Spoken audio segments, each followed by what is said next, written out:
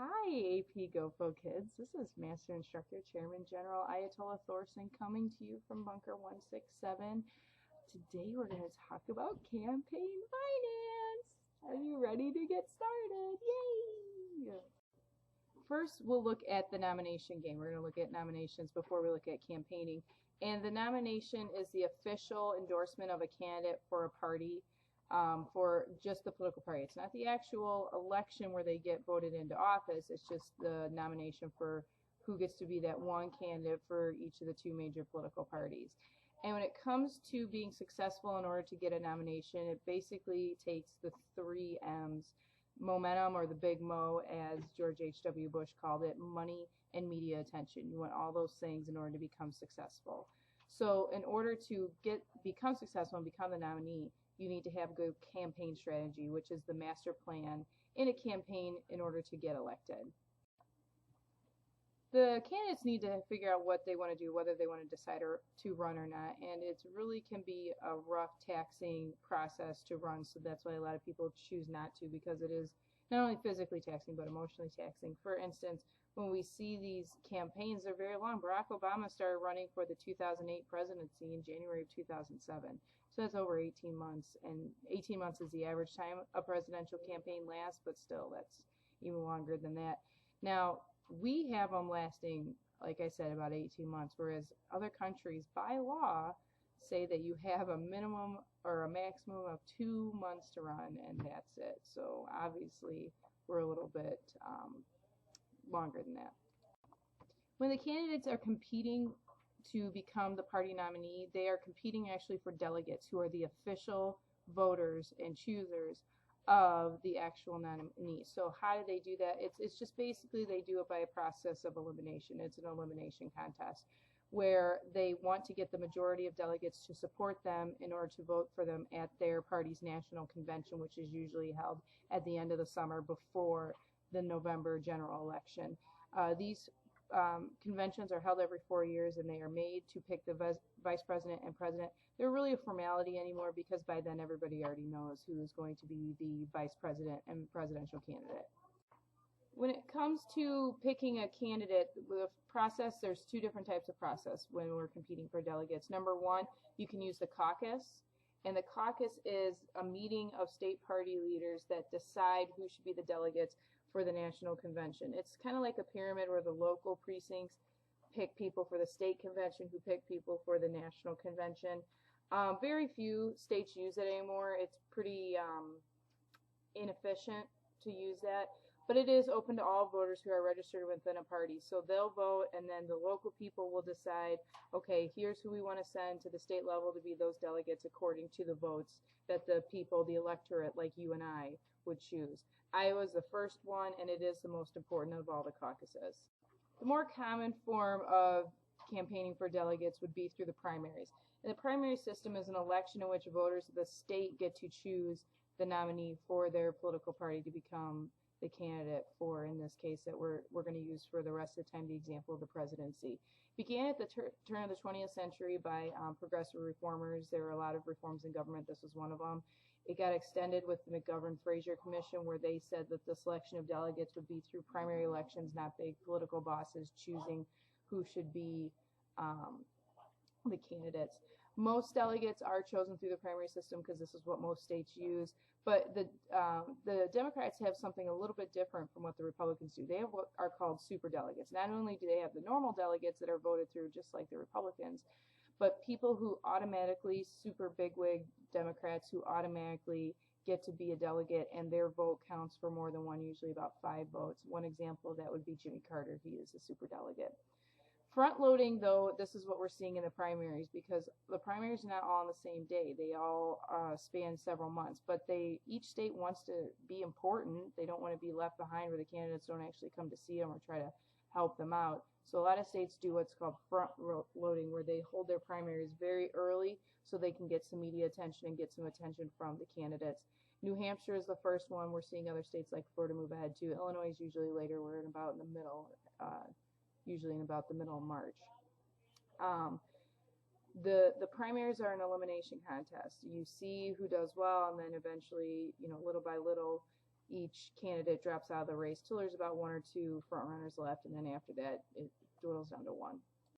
Many people criticize the caucus and primary system for several different reasons.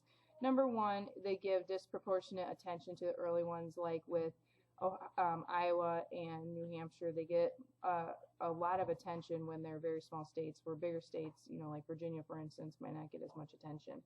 The prominent politicians do not run. If they're bigwigs, they're not going to be running across the country. If they know they're pretty much going to win, they might not even try, where somebody else might be working their tail off to try to get a nomination. Money plays too big of a role. Whoever has the most money is going to win, so people who are at a disadvantage with that aren't really going to have a chance at winning the nomination. Also, primary and caucus voting tends to be very low. Anywhere from 10 to 20% of voter turnout happens at these, and that's extremely low. The system does give too much power to the media. The media has so much control over this that they can almost help decide who people should vote for based on how much coverage someone gets, positive coverage in that matter. This is a crazy map of the United States that's showing how much coverage each state got according to how many times both Hilrod and Barry were in these different states during the 2008 election. You could see that the most visits, the most campaigning was done in Iowa and New Hampshire. You could see more done in Pennsylvania, Ohio, and Indiana because those were some of the earlier states. But like I was saying with Virginia, they barely showed up there at all. The next step to be officially chosen as a presidential nominee is the national convention that's usually held at the end of the summer. They once provided great drama. There is a lot of hoopla about it, but basically it's just a formality anymore since we know who's going to be nominated, so there really doesn't get much press time. Usually what gets press time are the keynote speakers. They do allow, it's a rallying point to get the party all riled up and excited about the election and campaigning to come. First day is the keynote speaker, and also during the first day, and especially on the second day, is when they decide on the platform, which is just the stance on different policies that each that the party will have for the next 4 years. And on the third and fourth day is when they officially nominate the presidential and vice presidential candidates to run for their party, and on those respective days, they will give speeches at night. Like I said in the previous slide, the conventions do not get much coverage as they used to. If you look from the 1950s on until 2008, they start to drastically decrease. You see a little bit of an increase in 2008, but that was because it was such an important changing election. Looking at the campaign, we need to see how the media gets involved. Well, there's several different ways that they can get their name out there. Number one is through direct mail. They do that to generate support and money for the candidate, whether it is through mail or even sometimes emails and, of course, websites. They also get media coverage through their advertising budget, which is one of the things that costs them the most amount of money. And, of course, the free coverage when you see the news just talking about them and they don't have to pay for it.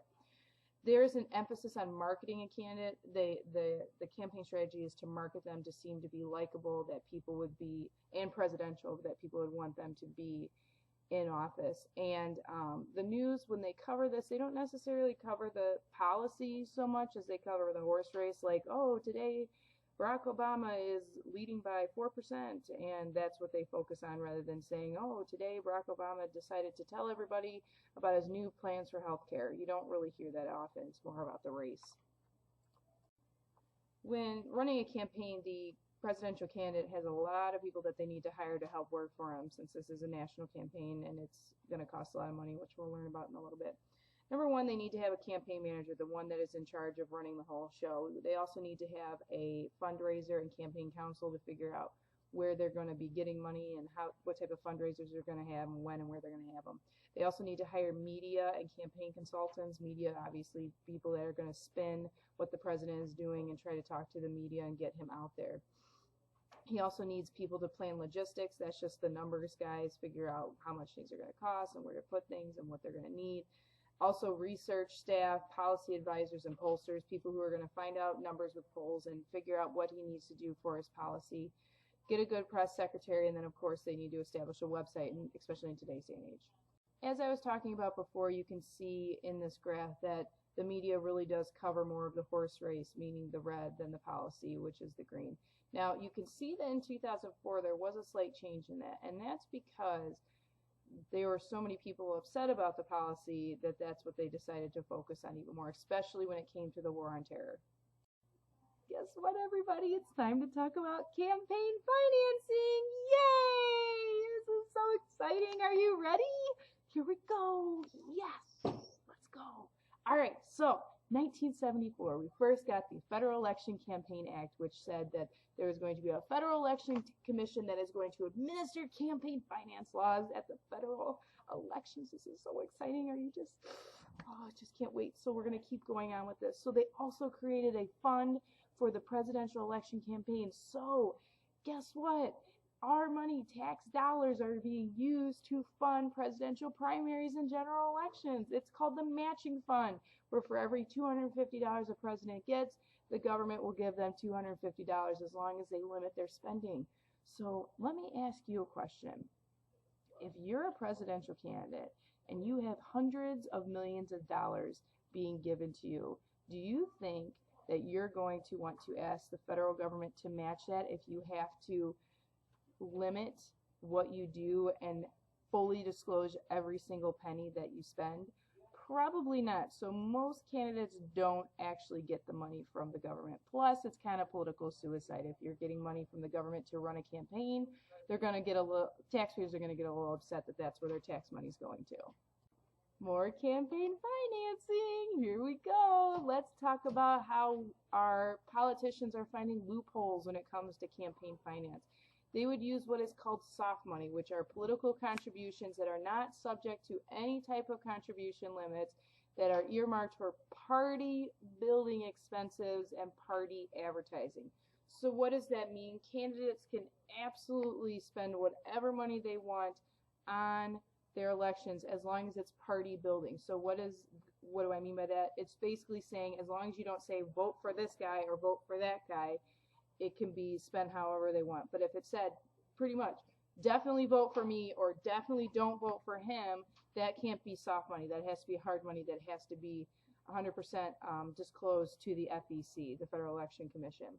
Well, some people didn't like that, including former presidential candidate John McCain. So he and another senator, Mr. Feingold, made the McCain-Feingold Act in 2002, also known as BICRA, the Bipartisan Campaign Finance Act, or BCRA. Remember that, BICRA, because that's kind of important. They banned soft money, and they did increase the amount of individual contributions up to $2,500 per person. You can't just like give anybody whatever you want. You have to meet a certain number. And they limited issue ads, which are basically ads that focus on certain issues that might seem negative. That's pretty much another way of saying an issue ad is a negative ad, ripping on someone else's issues, that meaning their policy and what they believe in. Again, we're going to find loopholes with this. So there are groups that are out there called 527s, and they're groups that want to influence the political process but don't have to follow this contribution restriction because they aren't seeking the election of particular candidates. So you might see an ad paid for by a group and it's like, what were they thinking? You know, it has nothing to do with a certain person or getting them elected. It's just the issue that's out there that might indirectly hurt somebody. A great example of this, of a 527, is a group called MoveOn.org, a very liberal left group. Sorry, you need to see it. Wait, no, this would be left for you. That that use their money to have their website and advertising saying how all the bad things that the right people do and everything that's going on the right that's wrong. And that is an example of 527 because they can spend their money however they want and not have to worry about the FEC. Another type of group that can contribute money to political campaigns are called political action committees, or PACs or PACs. And they're created by law in the 1974 Federal Election Commission Act. And basically it allows corporations and unions and other interest groups to donate money to campaigns. They have to create a PAC, and then they are monitored by the FEC. So example of groups that could have PACs would be a teachers union like the NEA, or electricians union, the IBEW, or you can see an interest group like the NRA. They would have a PAC.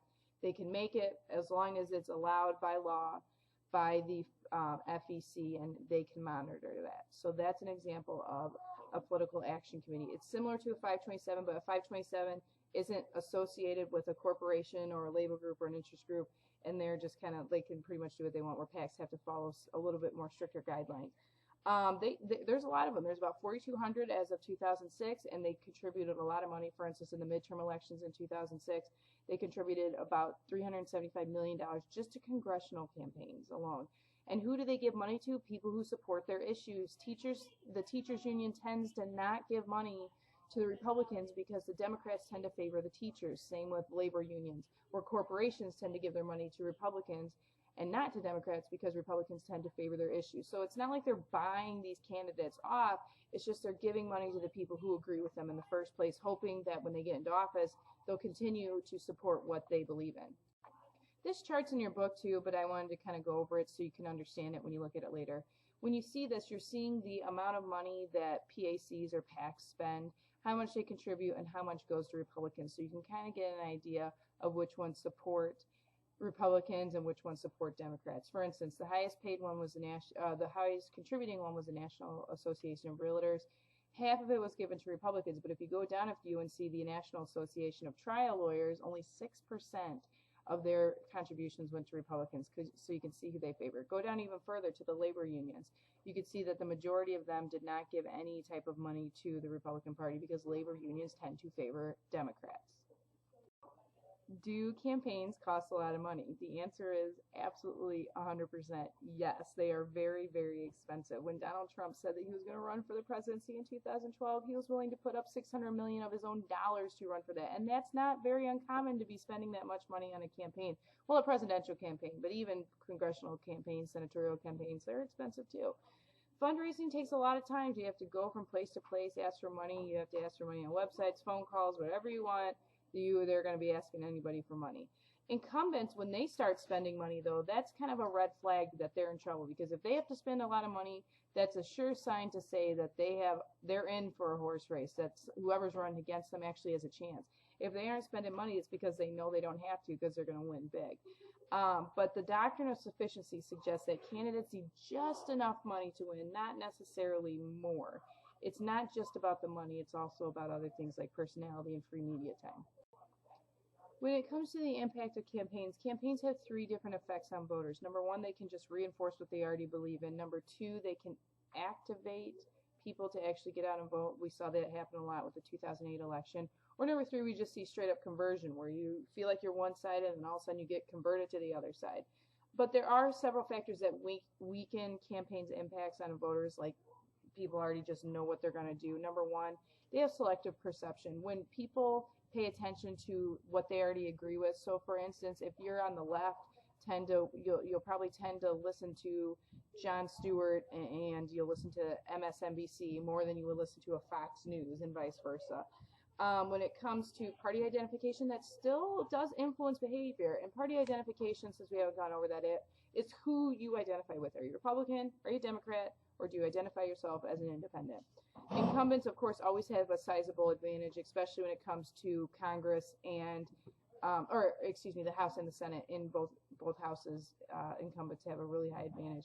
For the presidency, not as much, but they still do have some type of advantage when you're an incumbent. At the end of each chapter, we always compare the topic to the scope of government and to democracy. So how do campaigns fit into democracy? Are they democratic? Well, they are, in the fact that campaigns, anybody can run. As long as you fit the certain requirements, then you can run. Like, for instance, if you're running for the presidency, it's 35 years old, 14 years as a resident of the United States and born in the United States. But they do consume a lot of time and money, which some people think that's good democracy. You fix problems with democracy with more democracy, and that's an example of that. But it does promote individualism in American politics because you're focusing on certain people, and we promote individualism within democracy. But how does it fit into the scope of government? Does the scope, narrow when it comes to campaigns, or does it get wider? Well, they make a lot of promises at state when it comes to state and local interests, but they really have no influence in cutting the government. The bureaucracy is already set, the state and local governments are already set, so it's hard for their promises to really narrow the scope of the government. What's the moral of the story here with Chapter 9? Number one, campaigns are media-oriented and very expensive. They cost millions upon millions of dollars. Number 2, delegates are selected through the caucus and primaries, mostly through the primaries, and the delegates are the official choosers of the vice president and presidential candidates in the national election.